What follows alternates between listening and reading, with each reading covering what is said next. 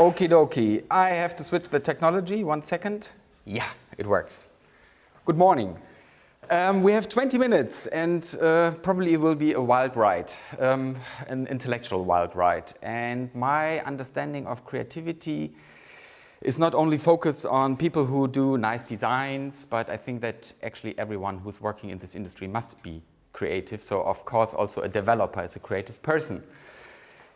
I have to say this because a certain level of abstraction will be mandatory to follow my talk, and I hope I do a good job.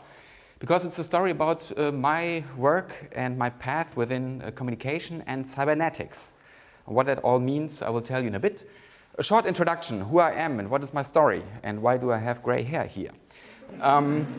I'm born in '71, and my wife calls me Maki Schnitzel, like also other Twitter users can call me like that.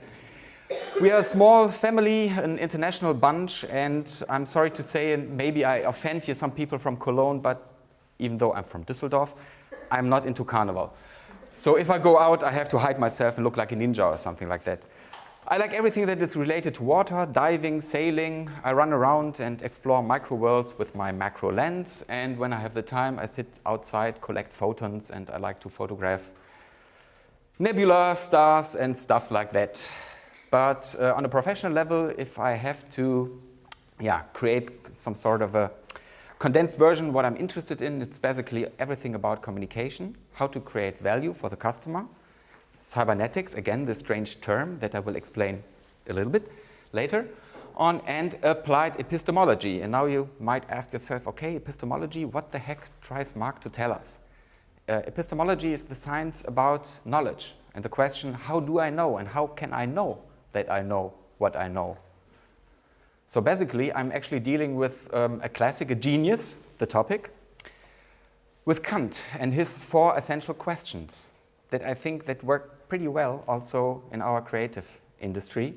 So what do I know about the customer, the client, the market? What do I have to do after I've understood what I know? What can I hope for? What can we achieve? And of course, we're talking about customer centricity. It's actually a pretty old topic. So what is a human being? Capabilities, needs, opinions, etc. that I need to do a successful job in getting people into a communication loop. My path, super short. In 1980, my brain was, got in contact with this video game Pong, and I was lost. I played then for many years in these days with computers and this funny stuff that was available at these times. I left school with a so-so grade, and then my journey started for 5 years to explore what the heck will I do. I attended also, or I registered for the university, and pretty soon I realized that this is not my way. So I did a lot of strange jobs, and in the end, and now, nowadays it's a joke, but for me it was serious. I had my insight, I have to do something creative with computers and media. So nowadays people say, what do you do, something with media? That was my personal insight. So 1995, with 4 friends, each of us took 800 Deutschmarks, quite an investment sum, huh? And we founded Anymotion. A little wordplay from the word or the term animation. So we actually originally started as a 3D animation company. But then, things changed. I converted, in quotes, to the internet after I got my first contact with HTML and non-linear storytelling and all these possibilities. I was totally infected, and then over the time, a lot of things were done. And it was fun for me. Also, it was fun to work for some nice brands, some nice companies and nice projects. I have to admit, I'm actually relatively proud about the DLR, Deutsche Zentrum für Luft- und Raumfahrt, the German NASA, because as you have seen, I'm interested in space, and then for the first time I could claim, yes, it's rocket science. But after 20 years, I got terribly bored. Everything was perfect. I was living in my golden cage, a nice income, stable processes, nice client relationships, blah, blah. But somehow I thought, okay, in the age of 44, hey, I have to change something. So I got out of the company and sold my shares.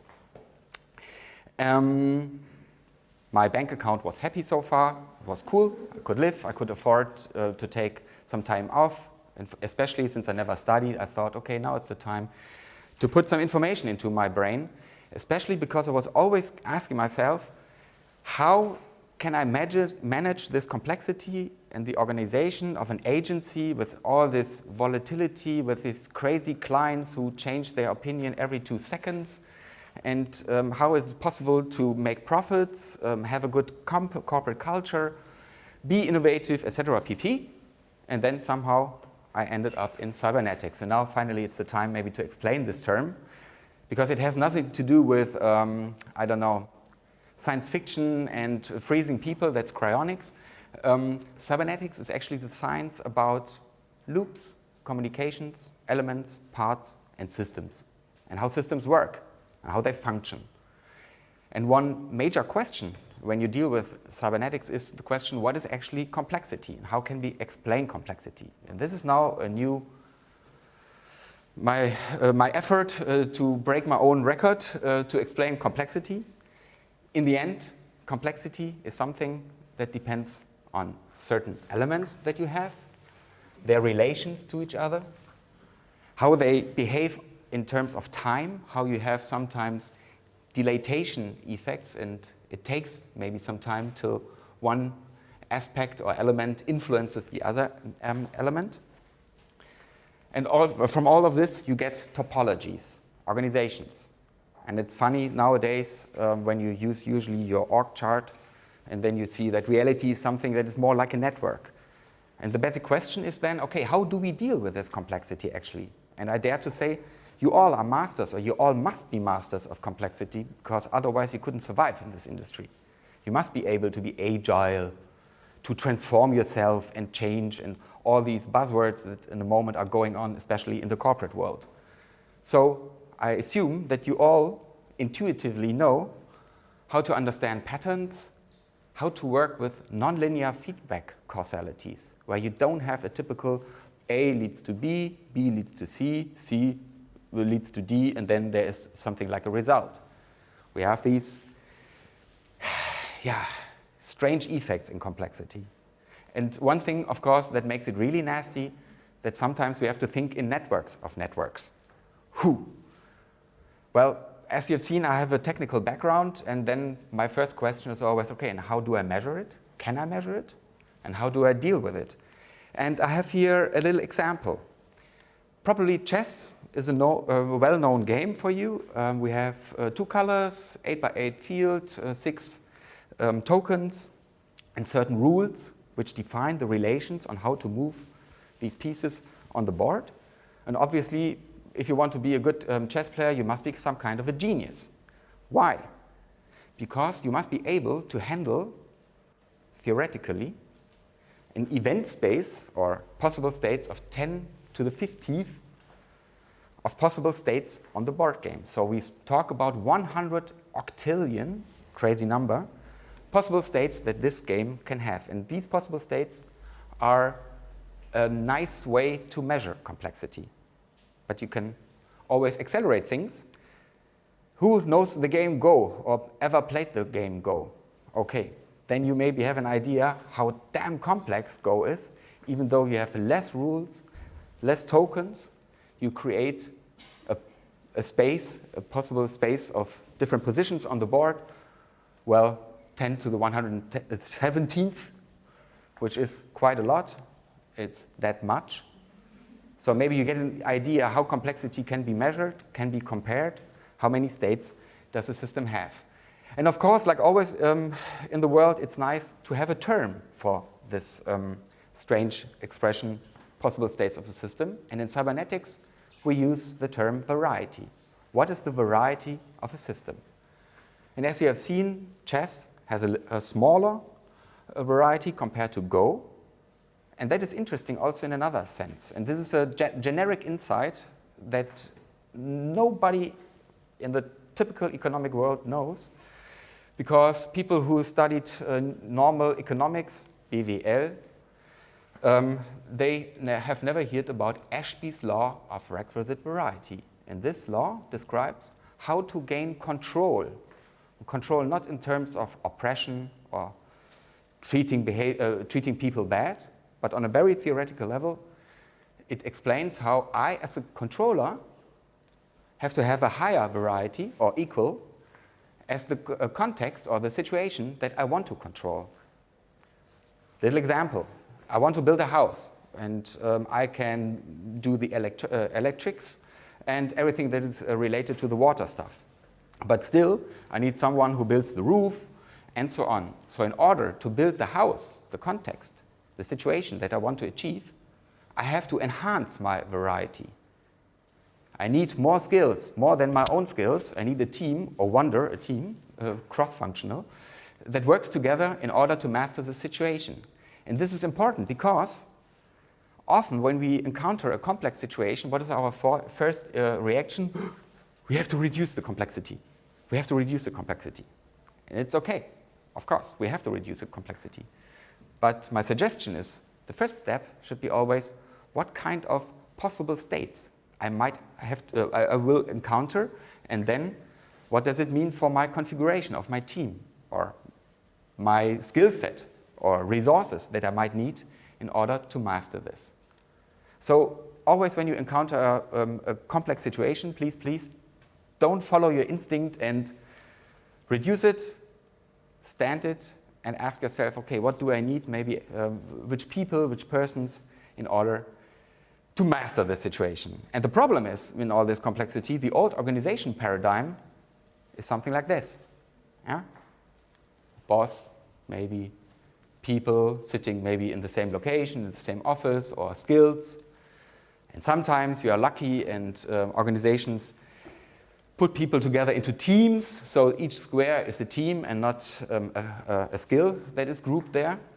But the problem is often enough, these org charts, especially in large corporations, so in huge projects, they create confusion. People don't know who is in charge for what, at which moment I have to talk with whom, and then sometimes there's also the question who's actually the true boss and to whom I'm actually delivering the money. And I think there is a genius, and this genius is called Stafford Beer.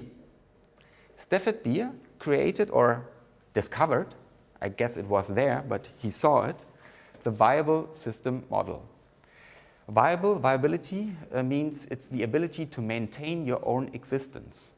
Well, what a system is, we had this in the complexity part, and a model, very important, a model, I had to do this flame animation, a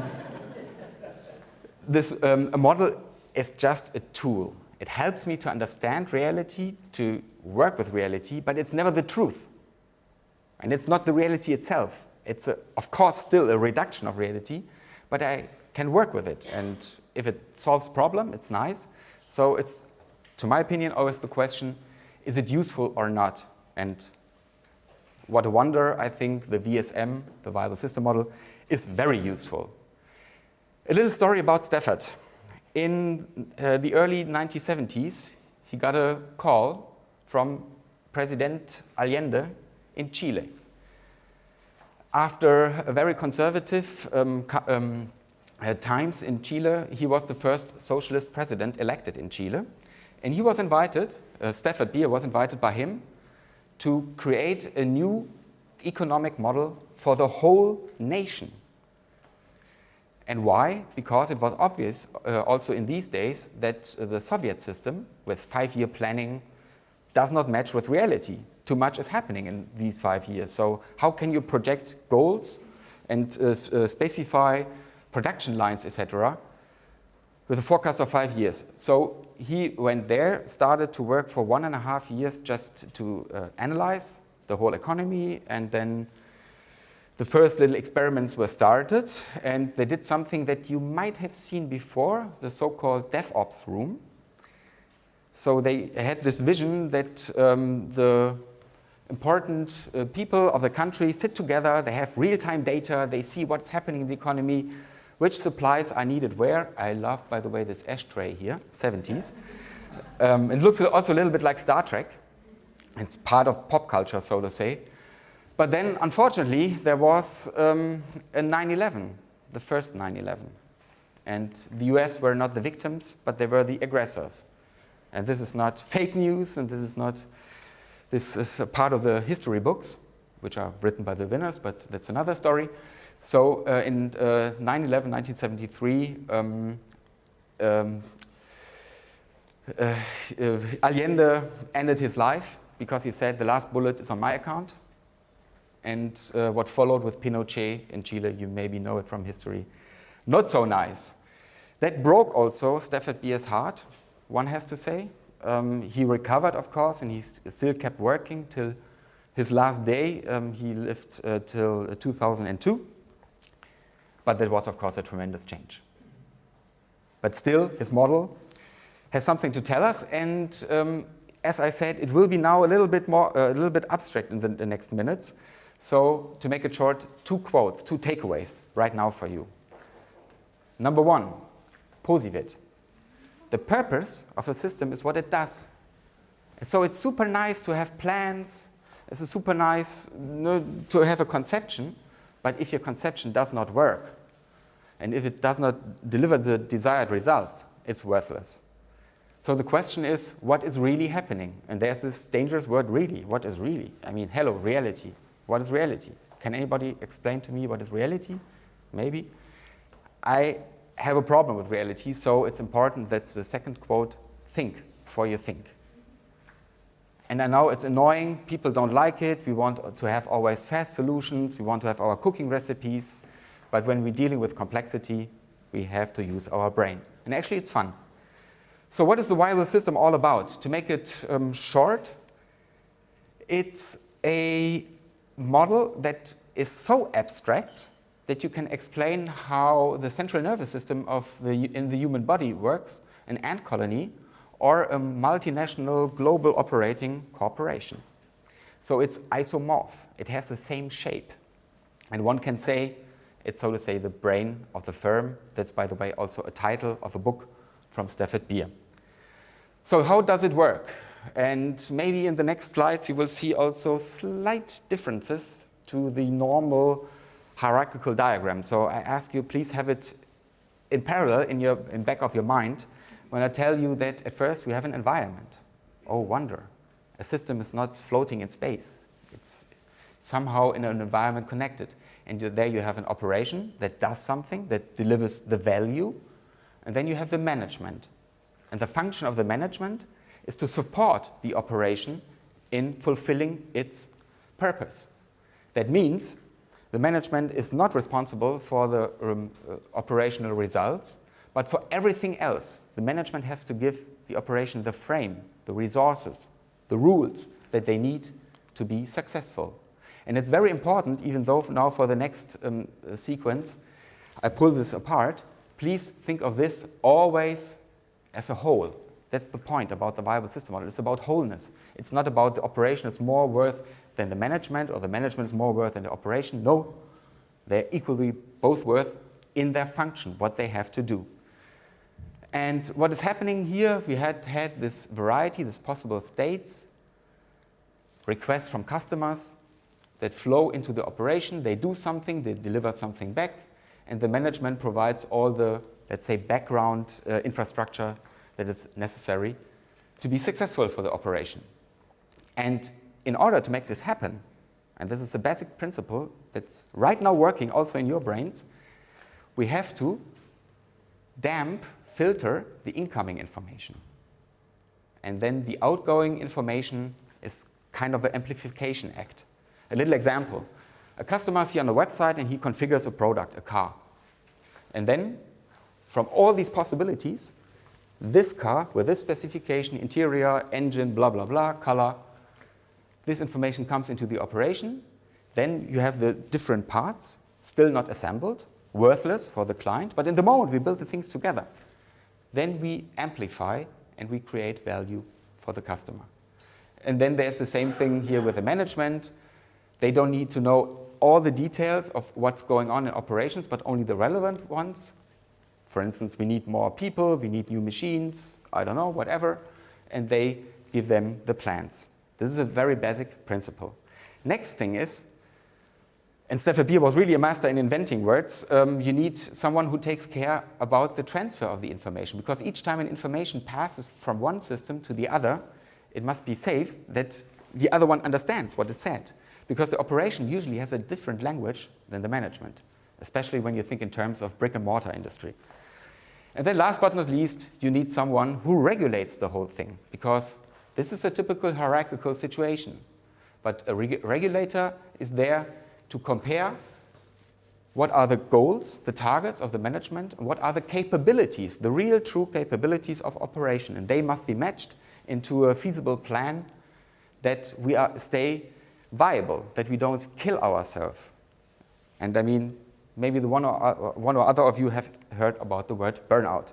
So we have here the basic elements, how it works, and everything that I will tell you now, which will be brought up here, is part of this.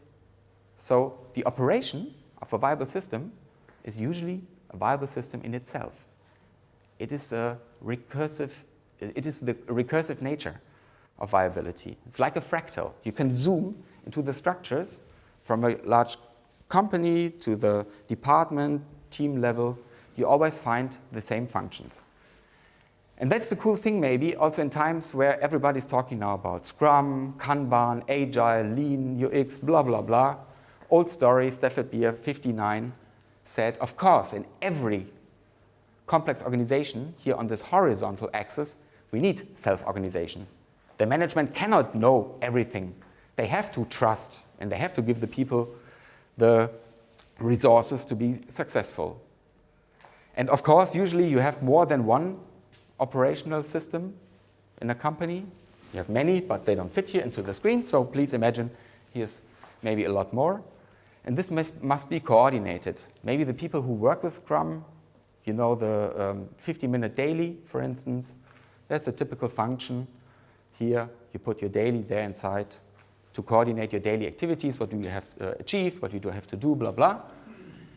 Then you need a system 3 that is responsible that all these operational units can work well together.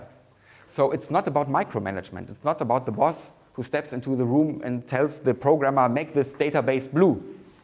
This is stupid. But he has to give him the resources that he needs to make a nice blue database. So we have already almost all the parts that we need, but there's a topic that nobody likes, and that's the question about the auditing. We need some sort of control in every viable system. But the question is, how do I work with this function? Do I use this audit channel like the Spanish Inquisition? And people are feared and are afraid here, down there? Or do I do an audit in an agreement with the local management so that we find the anomalies in the system and we can get better? It's actually a learning function. So controlling is actually okay. It's cool to find errors because then we can get better. Last but not least, we need someone who looks into the future, who sees what's happening in the market, what is changing. We need our strategists, our seers, the people in the ship in the highest spots who can warn in front of reefs or say, hey, there's the golden island, let's sail there. And they deliver the scenarios and input for information in order to prepare ourselves for an upcoming future. And then last but not least, we have to close the loop, because that's also maybe a takeaway for you. Always close the loop. Don't trust loops who are open. They are not open. And sorry for the finger. This is the system 5, the ultimate authority in a viable system. And they deliver, in the end, the identity, the norms, the values, the belief system, which allows us to select strategies, to explore new possibilities, to break it down then on a tactical level, that we really do what we have thought about. So again, it's nice about planning, but we want to get our plan into action. And what can I do with this thing? Well, a lot of stuff. With this model, I help companies, for instance, to take their normal org charts, plus their communication patterns, and then some kind of mapping is happening. And then usually you find spots where the organization is very strong, and you see, but you also see the weak spots and the room for improvisation. So very quick, because the time is up, what for? I mean, it's nice to organize and, okay, Mark, thank you, cybernetic model. In the end, it's all about customer centricity, and I'm working in the moment on my own framework. So I'm trying to condense now my 20 years of experience, and I do not want to rely anymore on my intuition, and not only on my intuition, but systemize the things. So, boring picture, probably you have seen some of them or similar of them often enough. And what I'm doing now, and what I will release pretty soon at the end of the year, is the first part is my persona canvas, because every consultant nowadays has to have his own canvas. Huh? And yeah, it's too detailed to talk now about it. You will get it for free, plus a little explanation how to use it. But maybe it's interesting to know to note that besides of course demographics and social cultural infos, psychographics, how's the user going on with technology, media, blah blah. And then I have to show you because I like it so much. Probably it will confuse you. That's why sorry. A view into my toxic chamber, so to say, the Walter White of cybernetics. Because that's the moment a visualization where I see how the system is embedded in an environment, which kind of relationships do I have, and which kind of values do I have to deliver.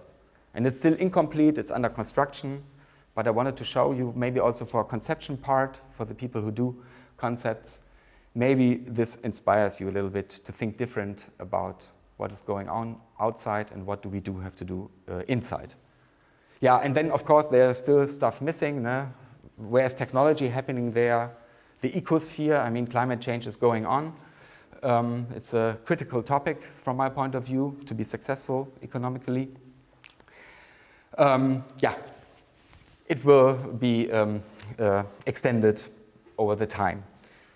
Yeah, so thanks so much for your attention and for staying so brave for this hardcore, abstract, cybernetic network theory stuff.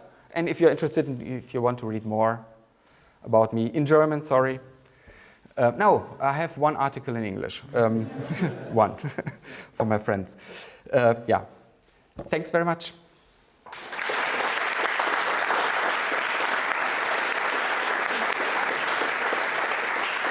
Yeah, thank you, Mark, for this interesting talk.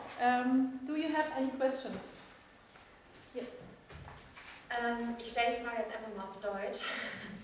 Und zwar, so wie ich deine Grafik verstehe, sagst du ja, dass das Management quasi das operative Geschäft managt. Also das heißt, das Management gibt wahrscheinlich auch irgendwelche Regeln vor, gibt die Aufträge an die Operativen, also die es nachher umsetzen.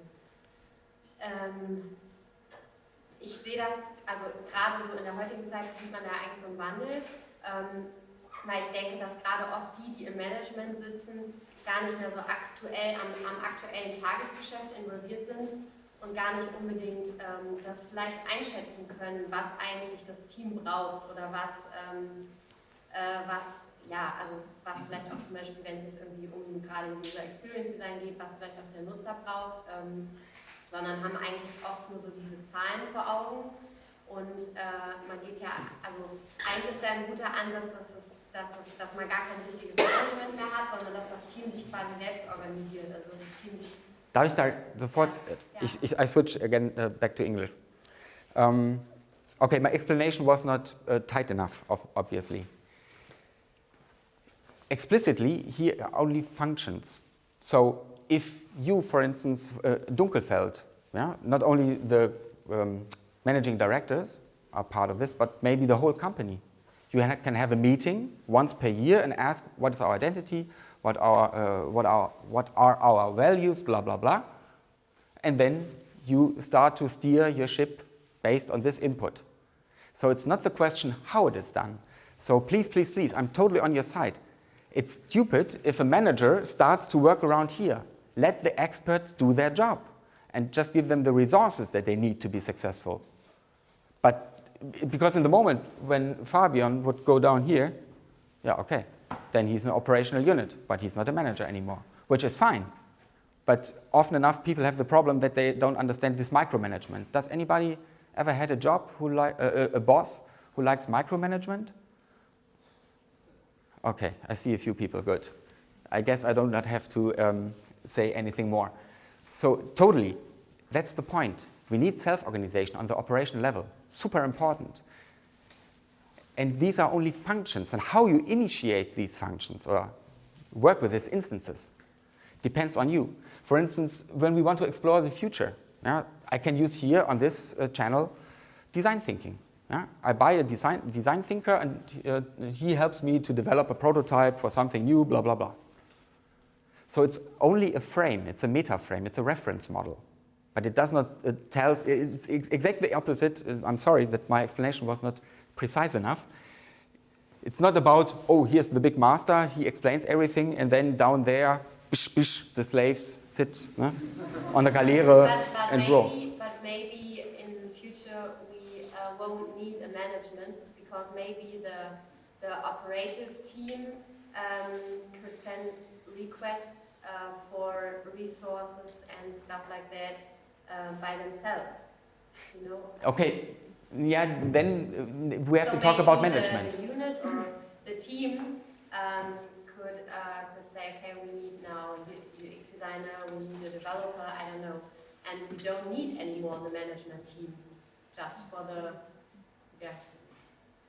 I don't know for what. Maybe not the management team, but the management functions. And we can share, of course, functions in a team. That's possible. The question is always, for me, the decision-action cycle time. How long does it take to make a decision and then to get into the doing? And when a team is well organized, if people trust each other and so on, then, of course, you can kick the boss, the classical boss function. I'm totally with you. But still, in a corporation, from my point of view, we always have to solve problems. And the question is, how do we design this problem-solving process? That it's efficient, no, effective, at first effective and then efficient. So, for instance, holacracy, it's a big thing. Does anybody know holacracy here in the room? Yeah, I think it's a wonderful way to construct pseudo-hierarchical systems, my personal impression. Because what happened when I got in contact with the VSM, for 20 years I was running around. I read for 20 years no management books. I hated management books. But then, since I was thinking of myself, the company feels more like an organism, and I want to have a model that deals with life, viability. And then I stepped into this, and then I discovered from it, this is super subjective, super distorted personal impression. Yeah, these are the patterns that I need. I need my identity, my values for my strategies to do the tactics to get the shit done. Et voila.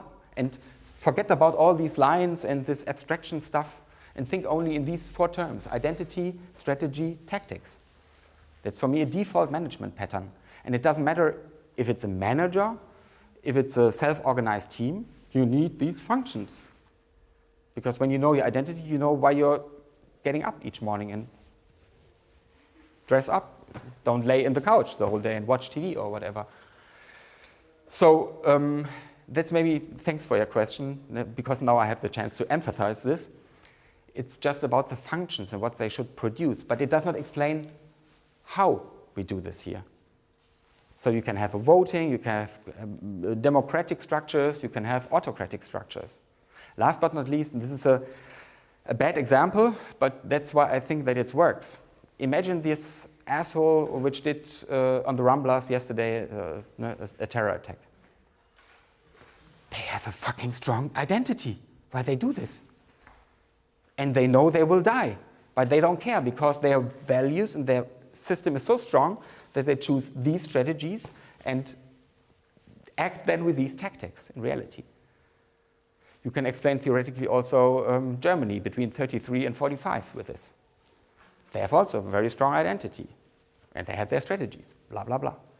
So this is actually a typical management pattern that I see here. And the point is, if people, one of you can, I don't know, relate to this, then don't think you have to go now to your desk and say, okay, from tomorrow on we do the VSM. That is bullshit. But you can use it as a perspective, as a new viewport to see other